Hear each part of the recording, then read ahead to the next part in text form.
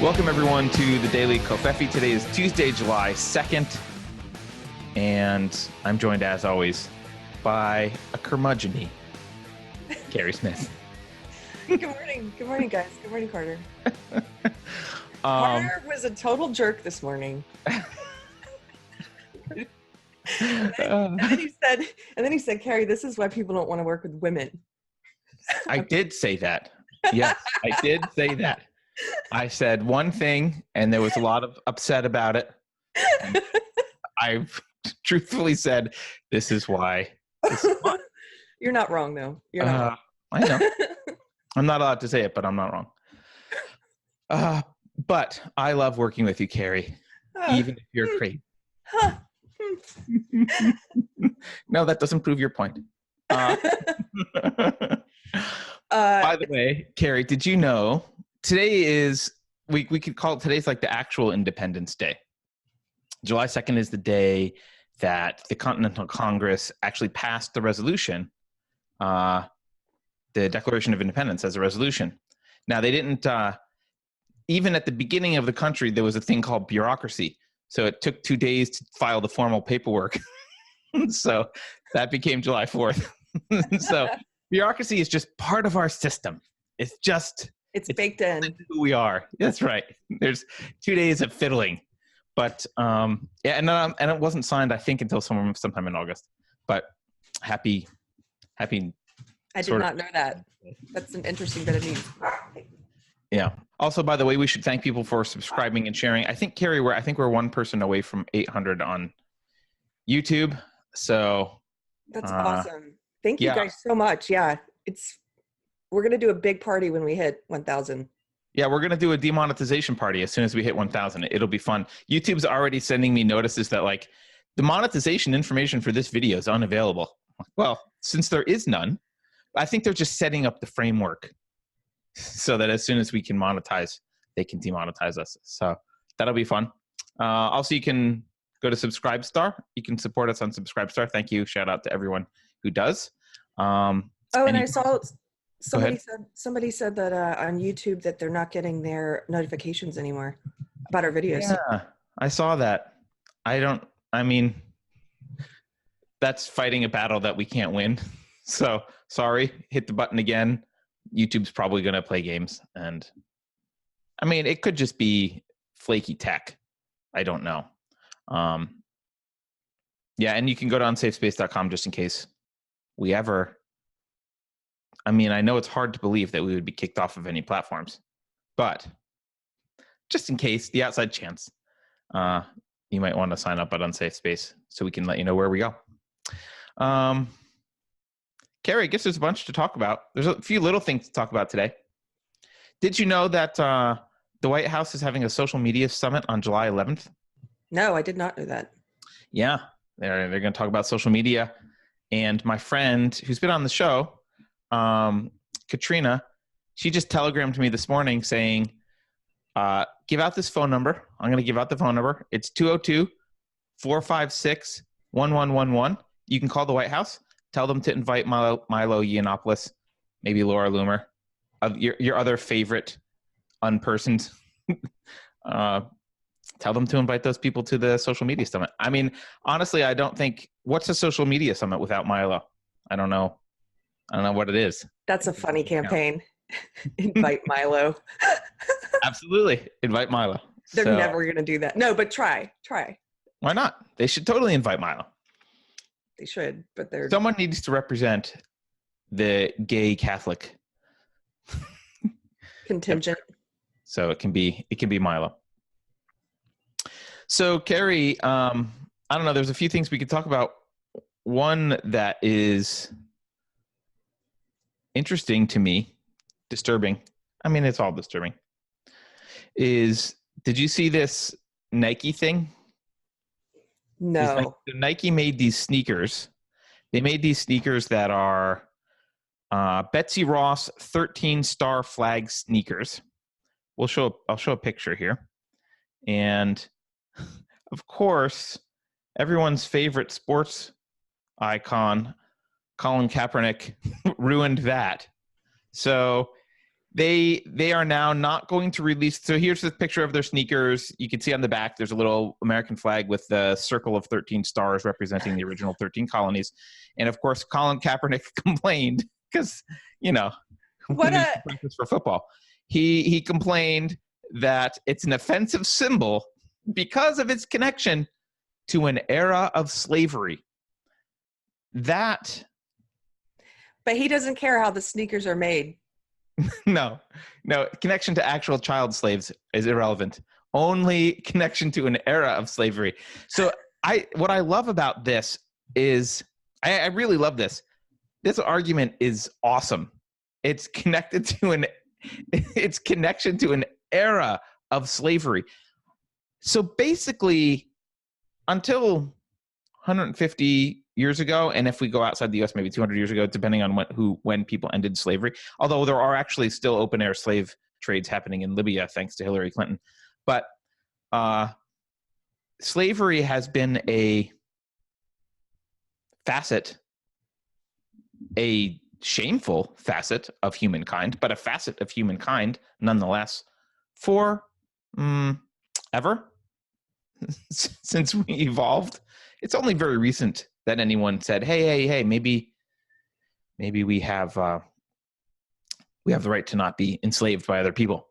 So I think that this argument means all of history is offensive to Colin Kaepernick. Well, he's an SJW, so he's going to complain about, can you imagine? I bet they are really regretting working with him, because working with him is like working with a woman. It's not that bad. Come on. Hey! Oh, sorry. Well, I don't know, but he's a polarizing figure and gets a lot of press, so it might actually be good for Nike. Because they've done, he's been on billboards and playing up the SJW thing. A lot of companies like to virtue signal anyway. Right. I mean, even Nike didn't realize that the 13-star flag was racist, but Colin figured it out for him. That genius Colin Kaepernick figured out. And nobody would have been talking about that shoe anyway if he hadn't complained. It's a dumb-looking shoe, but I'm not into sneakers anyway, so I don't know. I know a lot of people really love different sneakers, and Nike has a whole bunch of stuff with their, I don't know, lots of different sneakers. Good for you with your sneakers, but the 13-star flag, I don't, and he didn't really give an explanation. He didn't comment on it afterwards. There's an article in Breitbart about it you can read. He didn't comment on it afterwards. He didn't try and explain. He just, it's a connection. This isn't a tweet storm. It's a connection to an era of slavery. And I literally, I don't know what's not a connection to an era of slavery. Only things invented post-Civil War. I mean, it's ludicrous. It's ludicrous. Yeah. Shoes are a connection to an era of slavery, douchebag. Like, shoes. Yeah. There's slavery. The Bible talks about slavery. There's slavery. Yeah, I could go on. So that's just a bothersome thing to me, Keri. I don't know. There's what else to say about that. What else is on your mind? The other thing I wanted to mention was this thing that's been going around Twitter. Shannon Watts. So Shannon Watts she's the founder of Mom's Demand. So she's like trying to get rid of guns, basically. She's one of these, I think she even admits she's basically a bored housewife who decided to go after guns because it's virtue signaling is fun when the laundry's done. But she tweeted out this, which got a lot of attention. All white Americans have racist bones in their bodies. It is part of our DNA as a nation. We may wish we didn't. We may be working to correct it. But instead of denying it, let's admit it and talk about it. Much of what we do is impacted by it. We need to stop using this saying. The saying she's referring to is Max Boot, who's like a neocon, never Trumper, was defending someone. He said this person doesn't have a bigoted bone in his body.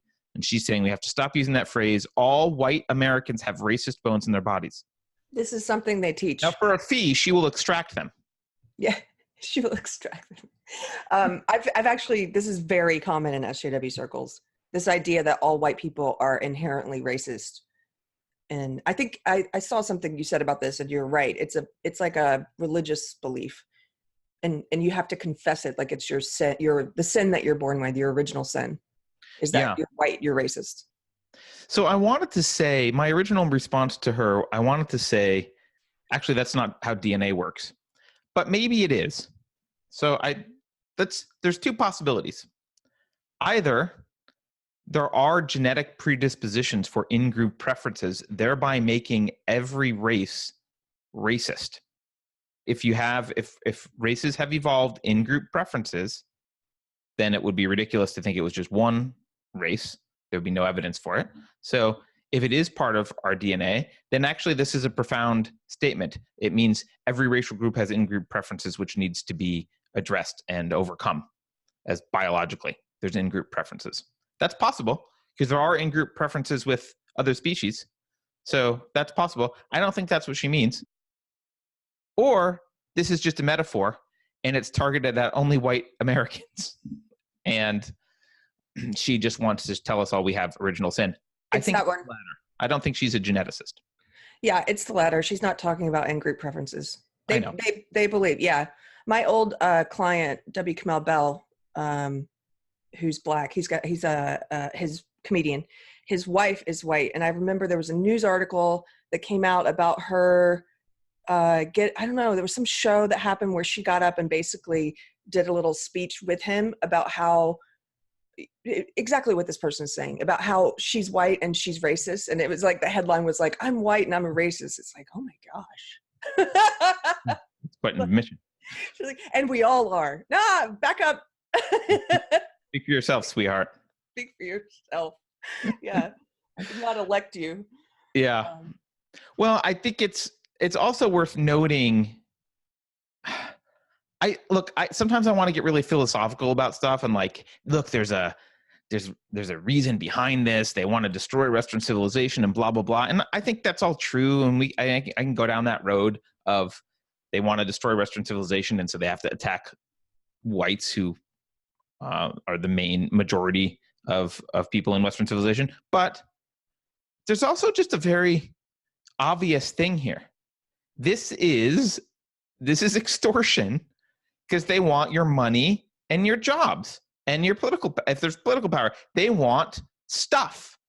And the way to get stuff is to say, you're an original sinner and the social justice warriors are Jesus. And to get to heaven, you need to go through Jesus.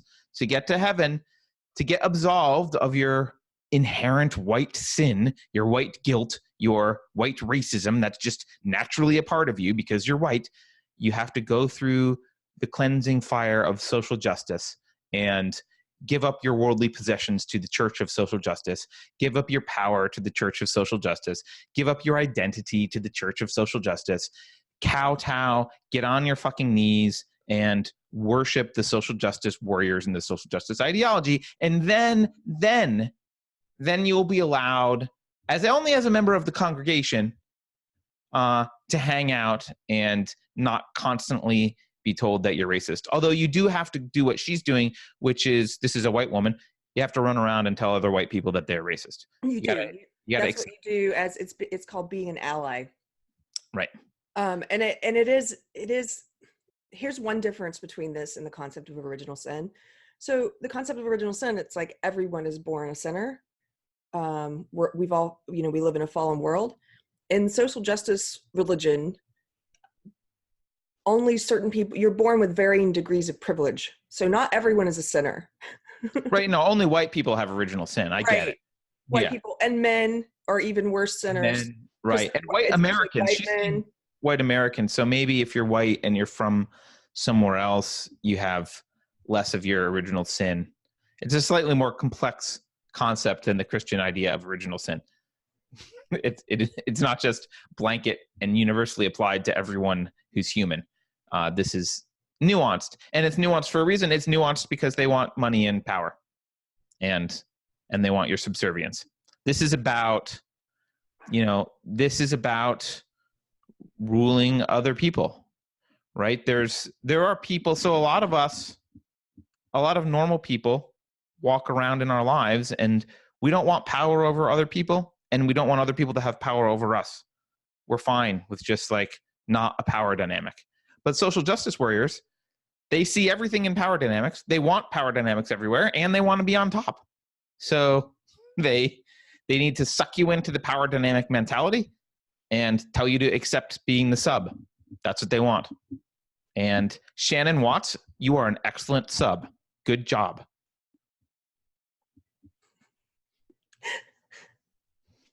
Okay, what else do you say, Keri? Anything else you want to talk about on this? Well, you're still on screen share, by the way. I don't know if you know that, but oh, I didn't. And I looked so awesome saying all of those things. I'm sorry. It's okay. No one actually wants to see my face. I've accepted that a long time ago. They want to see more doggies. They want to see more doggies. Well, this is for another day because I want to do a whole piece on her now. But Roxane Gay told me to go F myself yesterday. Who is that? She is now these are her identities. I'm using her words. It's not that I'm trying to be mean to her. She's a fat, black, queer, poly, I don't know. Like she's got a whole laundry list of marginalized identities. She's a professional SJW. She's a writer. Okay. Her stuff has appeared in, I believe, New York Times. Like she's one of these high priestesses of the movement. Why did she tell you to? She's one of the people who tried to get back when Milo Yiannopoulos, who mentioned earlier, had a book at Simon & Schuster. She had a book coming out there, and she went and led this whole campaign online of like, I'm going to pull my book away unless you take his book deal from him. And she's just a professional SJW bully. And if you look at her feed, it's just that same old victim stuff. I mean, she's someone who would believe in what this woman is saying. Oh, white people are racist. But why did she tell me? Oh, I was pointing out because on Medium, I'm so sick. Every time I log into Medium, my front page, remember the time we did the video where we just read that piece from, I think it was a Jessica Valenti piece? Yes. Sadie Doyle piece, and we just made fun of it. That's the page of my Medium every day. It's like the most SJW pieces ever. And I never read that stuff. I know we get content for shows and stuff, but on Medium, I'm like looking for interesting writing. I have to go digging for it all the time. So I was like, what? Of course they have an SJW bias. Like, come on. I know they have editors just like YouTube. They have tastemakers who push some content to the top. So I opened up my Medium yesterday, and the front page was like 5 different authors. And I'm like, okay, I don't know 2 of these, but the other 3 are known SJWs. It's like Roxane Gay, Jessica Valenti, and Sadie Doyle. And they're always at the front. And so I screenshotted it, and I was kind of just doing a bit of trolling for Medium, like, hey, Medium, what's up with this? Why is it always SJW's Medium? And I didn't expect her to write back, but she retweeted it, and then basically it got into this thing where her followers came over and were talking to me. And so, yeah, I spent too much time arguing with them. But by the time she told me, I spent too much time arguing with her followers. Oh! You know who can go F themselves? You can. You can.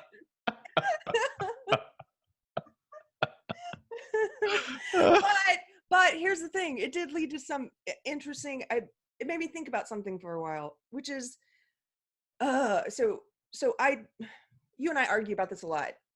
I don't believe these people are evil. I believe their belief system is evil. And I believe some of them, not people like Roxane Gay, because she's a professional SJW. She makes money off of this. She's a snake oil salesman. Like, that's not a person with good intent. But there are people who believe her, who believe this stuff that they're being sold, who I believe can be reached. So one of the people who follows me or whatever, he was like, I don't know, he said your essays are a lot more thoughtful and nuanced than your tweets are. I'm like, I get that, but they're essays, and Twitter's different. And Twitter, it is more aggressive. I have to be more aggressive, but I still think, do you think that the way that I write would never be effective in convincing an SJW to come on over? I don't know. You have a totally different goal. I don't care about convincing SJWs. I care about convincing normal people of the existence of SJWs and the danger that they propose or that they pose.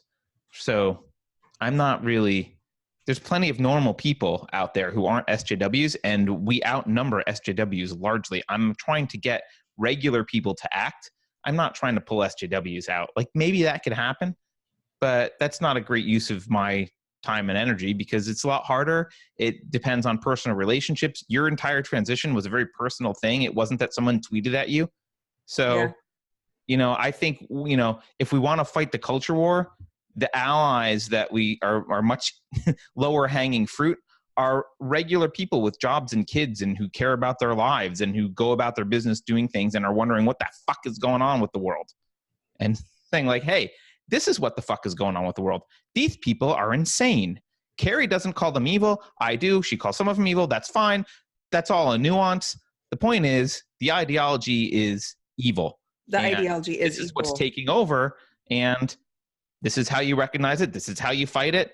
Don't get caught up in it. Don't let them indoctrinate your children. That's all much more effective than maybe pulling one out. Yeah. In my opinion. But I do like when you get piled on by SJWs who did get piled on. An SJW. What? Well, yeah, that guy who told me that I was not. What did he say? No one who does social justice work calls themselves an SJW.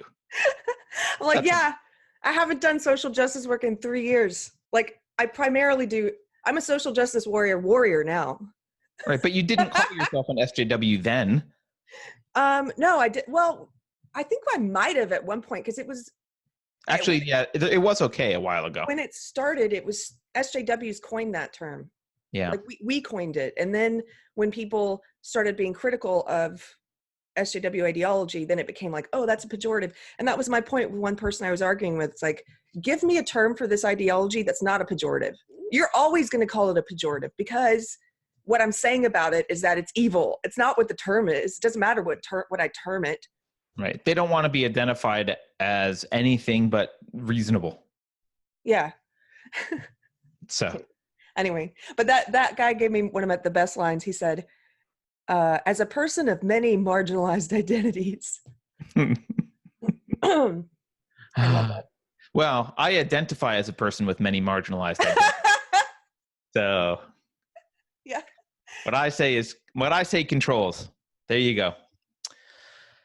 On that note, Keri, maybe we should say goodbye to everyone. Let them go about their day. Anything else?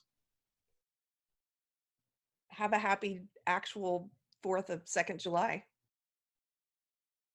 I don't know what that means. You said today's the 4th of July. I know, but what's the 4th of 2nd July? I don't know. The 2nd of the 4th of July. Whatever. Okay. Have a good Tuesday. Bye, guys.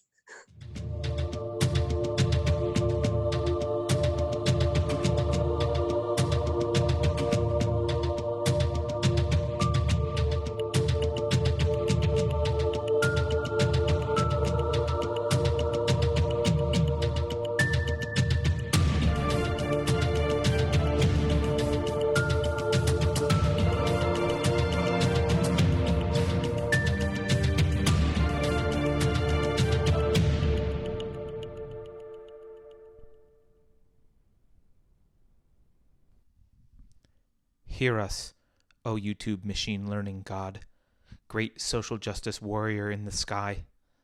We offer you this sacrifice. Today we will be reading from Peggy McIntosh, White Privilege, Unpacking the Invisible Knapsack. This is a continuation of our previous readings. She writes, My schooling gave me no training in seeing myself as an oppressor, as an unfairly advantaged person, or as a participant in a damaged culture. I was taught to see myself as an individual whose moral state depended on her individual moral will. My schooling followed the pattern my colleague Elizabeth Minich has pointed out. Whites are taught to think of their lives as morally neutral, normative, and average, and also ideal, so that when we work to benefit others, this is seen as work which will allow them to be more like us.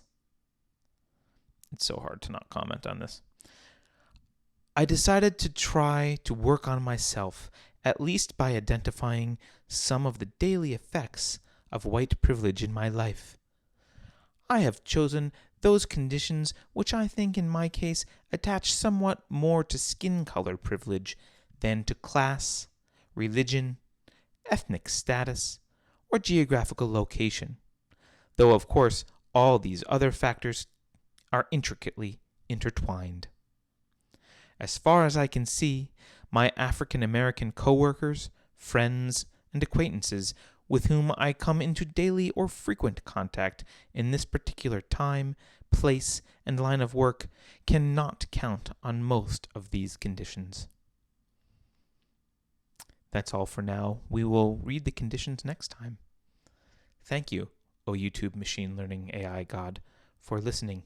Please do not sacrifice us. Please do not demonetize us. We're one of you.